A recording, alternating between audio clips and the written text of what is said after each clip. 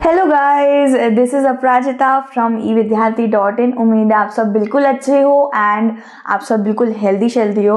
So guys, हम लोग कर रहे थे आपका चैप्टर नंबर 2 जो था फेडरलिज्म, आपकी सिविक्स की बुक से। सो गाइस, आज का जो हमारा टॉपिक होने वाला है वो है हाउ इज फेडरलिज्म प्रैक्टिस्ड। ठीक है, सो देखा जाए गाइज, फेडरलिज्म के बारे में मैंने बहुत सारे पहले से ही टॉपिक करवा दिए हैं, जाके आप जरूर देख लेना। ठीक है, एंड देखा जाए यहाँ पे हमारे भारत की बात हो रही है, इंडिया की बात हो रही है कि यहाँ पे हमारा फेडरलिज्म कैसे प्रैक्टिस होता है। क्योंकि as you know guys, India एक बहुत ज्यादा डाइवर्स कंट्री है और यहाँ पे बहुत सारी लैंग्वेजेस हैं, तरह तरह का। यार यहाँ पे खाना ही इतना ज्यादा बढ़िया बढ़िया, तब मेरे को ना दिमाग में सबसे पहले खाना आ जाता है। तो guys, the real success of federalism in India is attributed to its nature of democratic politics. ठीक है, सो गाइज, हमारे यहाँ पे फेडरलिज्म इतने बढ़िया तरीके से कैसे चल पाती है। यहाँ पे इतने सारे धर्म हैं, इतने सारे लैंग्वेजेस हैं, इतने सारे कल्चर हैं, इतनी सारी डाइवर्सिटी है, तो किस तरीके से फेडरलिज्म का ये मॉडल हमारे यहाँ पे सक्सेसफुल रहा है। ठीक है, तो सबसे पहले देखा जाए तो यहाँ पे हम कुछ मेजर वेज को देखते हैं कि किस तरीके से फेडरलिज्म इंडिया में प्रैक्टिस करा जाता है। Look at some major ways in which this happened. Okay, so सबसे पहला तो ये है लिंग्विस्टिक स्टेट्स। ठीक है, ये हमारा सबसे पहला मेजर वे है which is linguistic states। linguistic states क्या होते हैं guys? ये वो states होते हैं जहां पे आप सिर्फ एक ही लैंग्वेज बोलते हो। ठीक है, जैसे आप महाराष्ट्र में कौन सी, महाराष्ट्र में आई नो अलग अलग लैंग्वेजेस भी हैं। चलिए कोई और एग्जांपल ले लेते हैं। तमिलनाडु, तमिलनाडु में I think most of the people use Tamil language and English language, है ना। यार मैं कभी गई नहीं हूँ वहां पे, लेकिन मुझे केरला जाने का बहुत मन है। और यार, और दिमाग में इतनी सारे स्टेट से याद नहीं आ रहा है। ठीक है, कोलकाता, कोलकाता में most of the people use Bengali language. तो इन्हीं को लिंग्विस्टिक स्टेट्स बोलेंगे गाइस, जहां पे पर्टिकुलर लैंग्वेज यूज करी जाती है। ठीक है, सो जहां पे उनकी पर्टिकुलर मदर टंग ही उनका सब कुछ है। ठीक है, so guys, the spirit of federalism, respect for diversity and desire for living together become shared ideas. So guys, देखा जाए तो फेडरलिज्म में अगर आपको किसी स्टेट में फेडरलिज्म अच्छा रखना है, मतलब किसी स्टेट में सारी चीजें अच्छे से चले, मतलब राजपाट अच्छे से चले, पॉलिटिक्स बढ़िया तरीके से चले, सब कुछ बढ़िया तरीके से चले, तो वहां पे बेसिकली बात है कि यहाँ पे आपको एक साथ मिल बांट के रहना होता है। ठीक है, as you know guys, India बहुत डाइवर्स है। ठीक है, इंडिया में बहुत सारे रिलीजन भी आ जाते हैं। ठीक है, तो हर वक्त आपको मतलब ऐसा नहीं करना होता है कि ठीक है मैं अपने हिसाब से चलूंगा, मैं अपने हिसाब से चलूंगा, ये मेरे उस पर टांग अड़ाएगा, मैं उसको बताऊंगा। नहीं, हमें हर चीज शेयर करनी है, हमें आइडिया शेयर करने हैं, हमें डाइवर्सिटी शेयर करनी है, हमें बहुत सारी चीजें शेयर करनी है। और हमारे भारत में ये चीज बहुत अच्छे तरीके से चलती है। जैसे आपने देखा होगा, फॉर एग्जाम्पल, अगर मैं बंगाली हूँ लेकिन मैं इंडियन ही हूँ। ठीक है, हिंदुस्तानी हूँ, बंगाली हूँ, इंडियन हूँ, बहुत सारी जान पहचान है मेरी। तो अगर मैं मराठास के लैंड में जाऊंगी, यानी कि महाराष्ट्र में जाऊंगी, तो मुझे तीखी निगाहों से थोड़ी ना देखेंगे, क्योंकि मैं भी भारतीय ही हूँ, मैं भी भारत में ही रहती हूँ, मैं भी इंडियन ही हूँ। बस रहती कहीं और, दिल्ली में, यूपी में कहीं रहती हूँ, लेकिन मैं आपके लैंड में आई हूँ, मराठास के लैंड में, महाराष्ट्र में आई हूँ, बट वो भी एक इंडिया का ही तो पार्ट है। तो मुझे तीखी निगाहों से नहीं देखेंगे, लेकिन वो मुझे तीखे तीखे वड़ा पाव जरूर खिलाएंगे, है ना। सो गाइस, हमारे भारत में यही सबसे बढ़िया चीज है कि हमारे भारत में संविधान की बात मानी जाती है, सारी चीजें अपने हिसाब से चलती हैं, लेकिन लोगों में भी एक इमोशनल बॉन्ड बना हुआ है।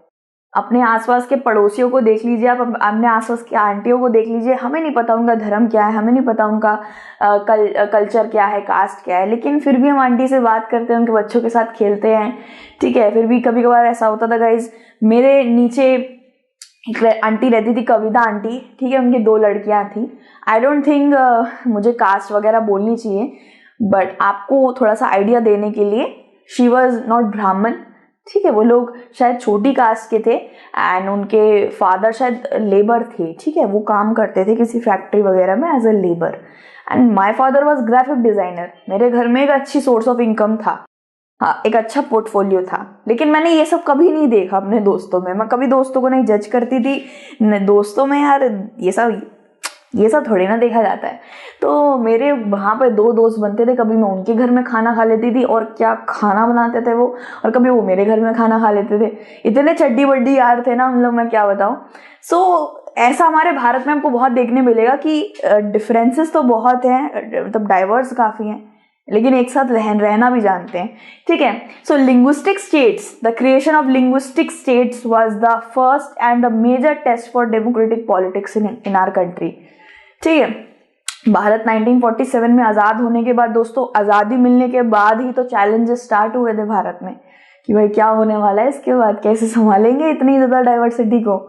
सो देखा जाए सबसे पहला जो टेस्ट था, सबसे पहला अग्नि परीक्षा ये थी, इतने सारे लैंग्वेज के लोगों को एकत्रित करके, यूनाइटेड करके रखना कैसे भाई मुमकिन है, ठीक है। सब ना सब, कोई ना कोई टाइम पे अपनी लैंग्वेज को ऑफिशियल लैंग्वेज बनाने के लिए भी बोल सकते हैं, अपनी लैंग्वेज के लिए अलग एक स्टेट भी मांग सकते हैं, किसी दूसरे लैंग्वेज वाले बंदे के साथ ना रहने को भी कह सकते हैं, बहुत सारी चीजें थी, ठीक है। So many old states have vanished and many new states have been created. अब गाइज आप 1947 से लेके 2017 तक का पीरियड देख लो, 1947 टू 2017, इसके बीच में काफी मेजर चेंजेस आए थे गाइज। हमारी जो हर राज्य है ना, सारे राज्यों की जो सरहदें हैं वो अलग अलग हो रही थी। कैसे गाइस देख लो, हमारे पहले 28 स्टेट्स थे, 28 राज्य थे ना हमारे पास, उसके बाद 29 हो गए, तेलंगाना को एक नया राज्य बनाया गया, ठीक है। ऐसे बहुत से राज्य हैं गाइस जिनके अंदर से एक नया राज्य निकला, ठीक है। समझ लीजिए ये ऐसा एक राज्य है, फिर यहाँ से इसकी सरहद को काट दिया गया, ये एक नया राज्य निकल गया, ये एक नया राज्य निकल गया, बहुत सी चीजें हो रही थी, ठीक है। अभी भी आप देख सकते हो जम्मू एंड कश्मीर के अंदर भारत का एक अलग ही पार्ट है जम्मू एंड कश्मीर का, एंड आज़ाद पाकिस्तान वो अलग ही उन्होंने एक पार्ट ले रखा है।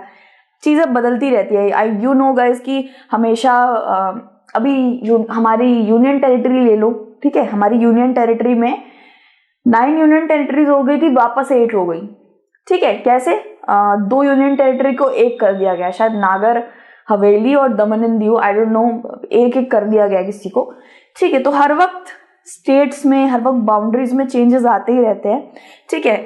सो एरियाज में, बाउंड्रीज में, नाम में, हर चीज में चेंजेस आते रहते हैं। So 1947 the boundaries of several old states of India were change in order to create a new state. As you know guys, Telangana को क्रिएट करा गया, ठीक है, तेलंगाना को क्रिएट करा गया। ऐसे बहुत से नॉर्थ ईस्टर्न पार्ट के भी स्टेट्स हैं, जैसे आप जानते हो गाइस कि Bangladesh is not Indian territory, as you know guys, Bangladesh अब अलग हो गया है। सो बांग्लादेश तो इंडिया का हिस्सा था ना, नया बनाया गया ना उसे, उसको एक नया दे दिया। अब यू नो गाइस, पाकिस्तान भी इंडिया का ही पार्ट था, देखिए सरहद खींची गई, पाकिस्तान को अलग करा गया, है ना। तो ये सारी चीजें ही तो हुई हैं, बहुत सारे नए नए स्टेट बने हैं, बहुत सारी बाउंड्रीज खींची हैं, बहुत सारे नए नए नाम दिए गए हैं, ठीक है। कोलकाता की बात करते हैं यार, कोलकाता का इतना बार नाम बदला है, कलिकट, कलकत्ता, कैलकाटा, कोलकाता, ठीक है। सो गाइज ये मेजर चेंजेस तो हमें दिख ही रहे थे, 1947 से चलते आ रहे हैं। This was done due to ensure that people who spoke the same language lived in the same state, ठीक है। अब एक चीज और इंश्योर करी गई गाइस कि जो पर्सन की एक लैंग्वेज है, अपना मदर टंग है, वो उसी स्टेट में रहे, ठीक है। जैसे अब तो ऐसा नहीं है गाइस, अब तो बंगाली भी दिल्ली में है, अब यूपी वाले भी मद्रास में है, बहुत सारी चीजें। हाँ, मद्रास इन सबसे नाम याद आया, बनारस है ना, वाराणसी से बनारस करा गया, गुड़गांव, गुरुग्राम, प्रयागराज, बहुत सारे नाम बदले गए हैं ना, बहुत सारे नाम बदले गए हैं, ठीक है। सो गाइज नाम भी बदलते गए, एरिया भी बदलते गए, बाउंड्रीज, सरहदें, बहुत सारी चीजें बदली हैं, जैसे मैंने आपको बताया। एंड यहाँ पे एक चीज को इंश्योर करा गया गाइज, दैट जो लैंग्वेज एक पर्सन बोलता है वो अपने स्टेट में रहे, उसका अपना फ्रीडम है कि वो रह सकता है। ऐसा नहीं है कि वो एक महाराष्ट्री मराठी इंसान वो दिल्ली में आके नहीं बस सकता है, ऐसा नहीं बोल रही हूँ मैं, लेकिन वो अगर मराठा में रहना चाहता है और मराठा में भी रह सकता है, मतलब महाराष्ट्र में। जैसे मेरी बात कर लीजिए यार, मैं आई नो किसी का फ़ोन बज रहा है, मुझे पता है आवाज़ आ रही है। अब जैसे मेरी बात कर लीजिए, मैं बंगाली हूँ, तो लोग मुझे कहते हैं अरे आपका कोलकाता तो मदरलैंड होगा, होमलैंड जाते हो कभी? मैंने बोला नहीं यार, मैं तो दिल्ली की हूँ यार, मैं तो यूपी में बॉर्न हुई हूँ, लखनऊ में, ऐसा कुछ नहीं है। लेकिन ऐसा कुछ लोगों के साथ है गाइस, जो दिल्ली के हैं, यूपी के हैं, ठीक है, कुछ लोगों के साथ है। लेकिन मोस्ट ऑफ द लोग जिनकी एक लैंग्वेज है ना, जिनकी मदर टंग है, वो अपने ही स्टेट में रहना पसंद करते हैं, ठीक है। So language but recognise different based on culture, ethnicity and geography. अब गाइज क्या करा जा रहा था कि जिनकी लैंग्वेज है ना, समझ लीजिए एक लैंग्वेज लेके चलते हैं, बंगाली लैंग्वेज, ठीक है। तो बंगाली लैंग्वेज जो है उसके लिए कोलकाता को अलग ही एक जगह दे दी गई, कोलकाता बंगाली लोगों के लिए, ठीक है। सो गाइज ये करा गया था, ये अलग अलग स्टेट्स दे दिए गए थे। अब आपको लग रहा होगा यार ऐसे ऐसे किसी सबको एक एक लैंग्वेज के बेसिस पे स्टेट दे दिए जाएंगे तो भारत के तो टुकड़े हो जाएंगे। लेकिन भारत के टुकड़े नहीं होंगे। ये इसलिए करा जा रहा था, लोगों को अपने राज्य अलग से, लैंग्वेज के राज्य अलग से इसलिए दिए जा रहे थे क्योंकि जिससे वो अपनी डाइवर्सिटी, अपने कल्चर को प्रिजर्व वहां पे कर पाए, ठीक है, वहां पे अपना प्रिजर्व रख पाए कल्चर को। अब सबसे बढ़िया दुर्गा पूजा को कोलकाता में ही देखने मिल सकती है, सबसे बढ़िया, ठीक है। So they are preserving their culture, right. अब अभी जस्ट एक मूवी आई थी यार, बड़ी बड़ी तगड़ी मूवी थी, नाम यार क्या मेमोरी लॉस है, कल से क्या कॉम्प्लेन पीना पड़ेगा मेरे को, सीरियसली मैं कॉम्प्लेन और हॉर्लिक्स अभी भी पीती हूँ। अच्छा क्या था यार, अरे यार भूता कोला का एक बहुत बढ़िया, वो लोग एक बहुत बढ़िया वो कल्चर अपनाते थे यार, वो करता रहता था, पता नहीं कौन सी मूवी थी वो, नाम याद आया तो मैं आपको बताऊंगी, ठीक है। तो यार वो जो मूवी थी ना, उसके अंदर वो जो उसमें जो कल्चर अपनाया जाता था, भूता कोला का कल्चर, ठीक है। अभी नाम याद आया, कांतारा मूवी है, ठीक है। तो कांतारा मूवी आई थिंक वो साधन पाठ का कोई रिचुअल दिखाते हुए वो मूवी बनी है ना, तो बहुत बढ़िया मूवी है। सो गाइज वो रिचुअल आपको दिल्ली में देखने नहीं मिलेगा, या वो जो रिचुअल वो करते हैं ना, भूता कोला रिचुअल, वो वरा अवतार को वर्शिप करना, वो आपको नहीं पंजाब में, दिल्ली में, हरियाणा में कहीं देखने नहीं मिलेगा, वहीं पे प्रिजर्व्ड है और वो वहीं पे आपको देखने मिलेगा, ठीक है। अगर आपको लद्दाख का एक फेस्टिवल होता है, लद्दाख में बहुत कल्चर वगैरह बहुत बढ़िया है, अगर आपको वो सब चीजें देखने हैं, गो टू लद्दाख, तो वो दिल्ली में देखने नहीं मिलेगा, वो आपको झारखंड में देखने नहीं मिलेगा। तो ये सब चीजें एक एक स्टेट में प्रिजर्व हो रखी हैं, ठीक है। इसीलिए बहुत सारे स्टेट्स दे दिए गए थे, ऐसा नहीं कि भाई हर कोई स्टेट मांग रहा है और उसको अलग स्टेट दे दिया जा रहा है, ऐसा नहीं है। लेकिन जो जो स्टेट की जो जो लैंग्वेज को, अपना कल्चर वगैरह, लोगों को अपना लैंग्वेज कल्चर सब वो कर रखना था ना अपने पास, उनको अलग अलग स्टेट दे दिया गया। जैसे कि नागालैंड, उत्तराखंड अभी अलग स्टेट है, लेकिन भारत की ही शान है, ये भारत के ही हिस्से हैं। तो भारत की कोई अलग हिस्से नहीं हो गई, ये अलग नहीं हो गए हैं। जैसे पाकिस्तान हमसे अलग हो गया है, अब वो अलग माना जाता है, अलग कंट्री।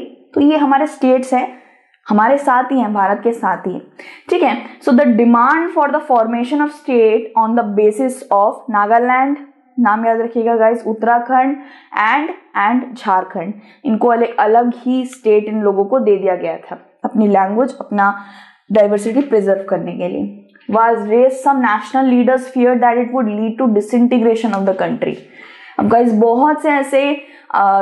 बहुत से लीडर्स थे जो ना डर रहे थे कि यार अगर भारत के हर एक लैंग्वेज वाले लोग ऐसे करके अलग अलग स्टेट मांगने लग गए तो भारत के टुकड़े हो जाएंगे, भारत अलग अलग खंडों में बट जाएगा। लेकिन ऐसा कुछ नहीं हुआ था गाइस, भारत कभी खंडों में नहीं बट रहा है। उत्तराखंड अभी भी पाकिस्तान का पार्ट नहीं, हमारे भारत का ही पार्ट है वो, ठीक है। जस्ट उन्होंने एक अपना अलग स्टेट मांगा था जिससे वो अपना लैंग्वेज डाइवर्सिटी प्रिजर्व कर पाए, ठीक है guys. So that's why India is very very diverse, very very diverse, बहुत सारी लैंग्वेज है, बहुत सारी चीजें हैं। So central government resistant linguistic states for some, लेकिन ऐसा भी होता गाइस कि कुछ वक्त के लिए ना जो जो नए स्टेट मांगने लग गए थे ना अपने, उनको थोड़ा सा थाम गए, मतलब उन्होंने बोला कि थोड़ा थाम जाओ, अभी रेसिस्टेंस दे दिया था उनको थोड़ा कि भाई अभी लिंग्विस्टिक स्टेट्स बनना बंद हो जाएंगे, थोड़ा रुक जाइए आप, ठीक है, बाद में देते हैं आपको। So but the formation of linguistic states has administration easier. So guys ऐसा कुछ भी नहीं हुआ था कि भारत के बहुत सारे टुकड़े हो जा रहे हैं, मराठाओं को अपना महाराष्ट्र अलग चाहिए, कोलकाता को अपना, बंगालियों को अपना कोलकाता अलग चाहिए, अलग अलग हो गए, बिल्कुल ऐसा कुछ भी नहीं है।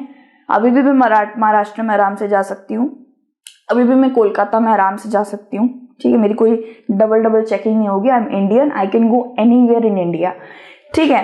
So guys actually made the country more United, ठीक है। तो भारत के कोई टुकड़े नहीं हुए थे, भारत और ज्यादा डाइवर्स दिख रहा था, ठीक है। अगर आपको रसगुल्ला बढ़िया वाला खाना है, कोलकाता जाइए। बढ़िया तीखा तीखा बड़ा पाव और दाबेली खाना है, महाराष्ट्र जाइए, ठीक है। बढ़िया हेरिटेज देखना है, आंध्र प्रदेश जाइए। ऐसी ऐसी जगह यार, ठीक है, मतलब सभी दिल्ली में थोड़ी ना देख लोगे, अलग अलग जगह भी तो घूमना चाहिए ना। अगर बढ़िया मतलब खाना वाना यार बढ़िया चाहिए, खाना तो चलो छोड़ो, भारत का सारे जगह पे ही खाना एकदम मस्त मस्त है, ठीक है। बढ़िया राजस्थान का बढ़िया दाल बाटी चूरमा खाना है तो राजस्थान के लिए वहां जाना पड़ेगा, ठीक है। सो गाइज ये कोई टुकड़े नहीं हुए थे, सबको अपनी लैंग्वेज का अलग स्टेट दे देने से कोई टुकड़े नहीं होते, बल्कि we feel very unified, we feel very nice, ठीक है। So our constitution did not give the status of national language to any one language. अब गाइज दूसरी पॉलिसी आती है, दूसरा वे आता है गाइज, सबसे बड़ा ये एक और बड़ा खतरा था भारत के लिए, वो था लैंग्वेज पॉलिसी। लैंग्वेज, बहुत सारी लैंग्वेजेस हैं एज यू नो गाइज हमारे भारत में। एक तो क्या कहते हैं 21 तो रिकॉग्नाइज्ड लैंग्वेजेस में डाल दिया गया है संविधान में, ठीक है। और जब मैंने गूगल करा था मुझे दिखा रहा था 1000 से भी ऊपर लैंग्वेजेस है भारत में, 1900 से भी ऊपर हैं, 700 तो ऐसे लैंग्वेजेस हैं जो बोली जाती है, बहुत सारे लैंग्वेजेस है यार भारत में, ठीक है। सो गाइज देखा जाए तो हमारे भारत में बहुत बढ़िया स्ट्रैटेजी अपनाई कि we will not give any language a national status, ठीक है। किसी भी लैंग्वेज को ऑफिशियल रिकॉग्निशन नहीं दिया जाएगा। हिंदी को ऑफिशियल रिकॉग्निशन बनाने का आप सोच रहे होगे कि हिंदी तो सब बोलते हैं, मैं भी अभी हिंदी बोल रही हूँ, ठीक है। मैं भी सोचती थी यार बचपन में कि यार हिंदी सब बोलते हैं भारत में, हिंदी को बना देना चाहिए था। लेकिन गाइस हिंदी शायद दिल्ली में बहुत लोग बोलते होंगे, उत्तर प्रदेश में बोलते होंगे, गाजियाबाद में बोलते होंगे, लाजपत नगर में बोलते होंगे, लेकिन हिंदी सिर्फ 40% लोग ही बोलते हैं।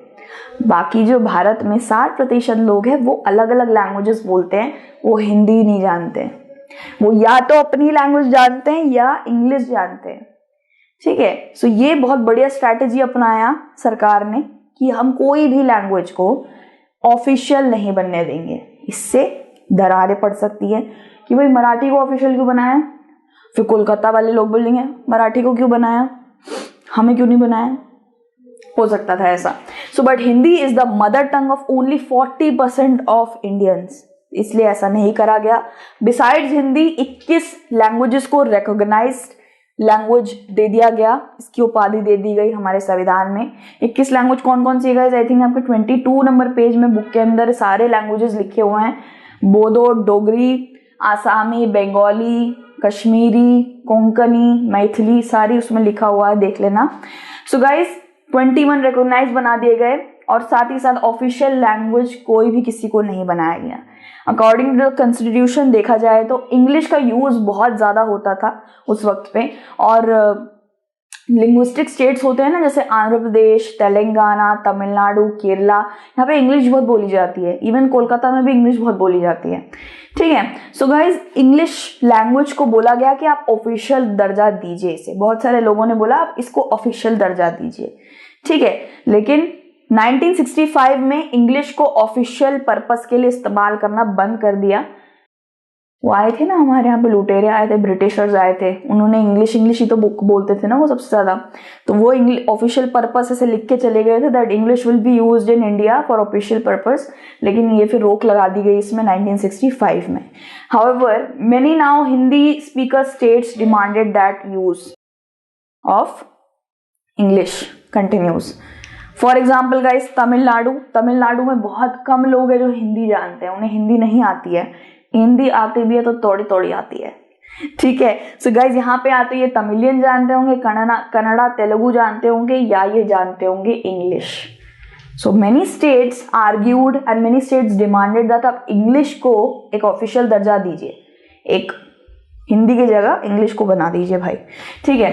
तमिलनाडु में this movement took a violent form. The central government responded by agreeing to continue the use of English along with Hindi for official purpose. फिर गाइज हिंदी और इंग्लिश दोनों को ही आप इस्तेमाल कर सकते हैं फॉर योर ऑफिशियल पर्पस। ठीक है। अब गाइज जो 21 रिकॉग्नाइज्ड लैंग्वेजेस है ना हमारी, बोडो, डोगरी, आसामी, कोंकणी, मैथिली, बंगाली, है ना, ये जितने भी है, आप इनमें से किसी के भी अंदर एग्जाम दे सकते हो। ठीक है। को बोडो नहीं आती, डोगरी आती है, डोगरी में एग्जाम दे डालो। ये चीज हमारे भारत में बहुत बढ़िया चीज चलती है। ठीक है। So guys centre and state relation, ये हमारा थर्ड मेजर खतरा, मतलब ये कुछ ऐसी वेज हैं गाइज जिसकी वजह से हमारा फेडरलिज्म बहुत स्ट्रांग हो रखा है हमारे भारत में। और मुझे नहीं लगता बाकी कोई ऐसा कंट्री होगा जिसमें इतना ज्यादा अलग धर्म के और अलग कास्ट, क्रीड, जेंडर, ये वगैरह वगैरह, मुझे नहीं लगता कोई ऐसा कंट्री है तो बहुत अच्छी बात है, बट मुझे भारत बहुत डिस्टिंक्ट, बहुत ज्यादा डाइवर्स लगता है। और यहाँ पे इतने सारे लोगों को एक साथ रखना, यूनिटी के साथ रखना, इतने सारे लोगों को संभालना, किसी की फीलिंग ना हर्ट हो जाए, ये सब देखना, ये सब बड़ी मुश्किल से हो पाता है गाइस। ठीक है। और इतने बढ़िया बढ़िया कदम उठाए गए हैं कि कोई ऑफिशियल लैंग्वेज नहीं बनाई गई है। ठीक है। बहुत सारी चीजें करी गई है। So in those days the central government would often misuse the constitution to dismiss the state government that were controlled by the rival party। अब गाइस पहले के वक्त पे क्या होता था, as you know guys, central government के पास स्टेट गवर्नमेंट से ज्यादा पावर होती है, ये सबको पता, थोड़ी सी तो होती है ज्यादा। ठीक है। एंड पहले के वक्त पे ऐसा होता था कि चलिए एक स्टेट गवर्नमेंट संभालने वाला बंदा, मतलब as you know guys central government is for the whole country, central government पूरे भारत को संभालती है, इसलिए उसके पास ज्यादा पावर होती है। लेकिन एक स्टेट गवर्नमेंट, एक राज्य है वो, उसमें एक राज्य में एक पार्टी एक राज्य चला रही है। ठीक है। तो समझ लीजिए मेरी पार्टी है एप्पल पार्टी। ठीक है। मैंने सेंट्रल गवर्नमेंट में इलेक्शन जीते हैं, मेरी एप्पल पार्टी ने। ठीक है। अब एक है बनाना पार्टी, वो राज्य संभाल रही है उत्तराखंड। ठीक है। अब मैंने बोला उत्तराखंड संभाल रही है, मैं पूरा भारत संभाल रही हूँ, तू उत्तराखंड संभाल रहा है ना, बस तो देख मैं तेरे साथ क्या करता हूँ, मैं तेरा जो भी डिसीजन आएगा, तू जो भी परमिशन मांगने जाएगा, मैं खारिज कर दूंगा। ऐसा भी बहुत बार हो जाता था पहले। सेंट्रल गवर्नमेंट कभी कभार अपनी राइवल पार्टी जो स्टेट, किसी को स्टेट संभाल रही होती थी, उस पर कभी कभार ऐसे करते थे। ठीक है। So all this change significantly after 1990, लेकिन इन 1990 के बाद ये चीज सिग्निफिकेंटली चेंज हुई। अब ऐसा करना बिल्कुल सही नहीं था। रीजन देना पड़ेगा आपने क्यों परमिशन नहीं दी, सब कुछ बताना पड़ेगा कि वो परमिशन मांग रहा था वाटर टैंक्स हर जगह लगाने के, तुमने परमिशन क्यों नहीं दी। अब सारी चीजें होती है भाई, सुप्रीम कोर्ट के पास तक दलीलें पहुंच जाती हैं, हर चीज है भाई भारत में। So this period saw the rise of regional political parties in many states of the country. This was also the beginning of coalition form of government। ठीक है। coalition form of government क्या होता है गाइस, इसमें होता है guys कि अभी तक ऐसा देखा गया है कि लोकसभा में एक भी सिंगल पार्टी ने ना जीता नहीं है इलेक्शन, पूरे एक सिंगल पार्टी ने। सारी पार्टीज अलायंस करती हैं, सारी पार्टीज एक पार्टी के साथ मिलकर आगे गवर्नमेंट बनाती है। फॉर एग्जाम्पल बीजेपी ले लीजिए, बीजेपी ने कौन सी पार्टी के साथ बना रखा है, नेशनल डेमोक्रेटिक अलायंस के साथ वो जुड़ी हुई है। तो दोनों ने मिलकर कोलिएट करके साथ में मिलकर गवर्नमेंट बनाई है, सेंट्रल गवर्नमेंट। ठीक है। ऐसा आपने सुना होगा, सीटें बांट लेते हैं, चलो हाथ मिला लेते हैं। नायक मूवी सबने देखी होगी, उसमें वो लोग 3-4 पार्टी एक साथ हो जाते हैं, ऐसे हाथ पकड़ लेते हैं। This is coalition. ठीक है। सो गाइज देखा जाए तो parties had to enter into alliance with many parties. आप 1 या 2 या 3 पार्टी के साथ मिल सकते हो और आगे जाके आप गवर्नमेंट बना सकते हो। ठीक है। So guys this was it, हमारा फेडरलिज्म कैसे करके प्रैक्टिस होता है, हम लैंग्वेजेस को कैसे संभालते हैं, हम लिंग्विस्टिक कंट्रीज स्टेट्स को कैसे संभालते हैं, हम इतनी सारी डाइवर्सिटी को कैसे संभालते हैं, सेंटर और स्टेट रिलेशन हमारे भारत में कैसा रहता है, सारी की सारी चीजें हमने पढ़ ली है। ठीक है, तो थैंक यू यार for watching this video. And इसके बाद वाली जो वीडियो आएगी वो है डिसेंट्रलाइजेशन इन इंडिया। ये बहुत ही ज़्यादा इंपॉर्टेंट टॉपिक है, इसको ज़रूर देखना। और यार थोड़ा भुजिया और चाय वाय पी लो, भूख भूख लग रही होगी आपको भी। ठीक है, अगर आप रात को लेटे लेटे ये वीडियो देख रहे हो एग्जाम से पहले तो फिर मैं क्या ही बोलूँ। ठीक है, फिर तो आप थोड़ा मैगी वैगी बना के खा लो यार।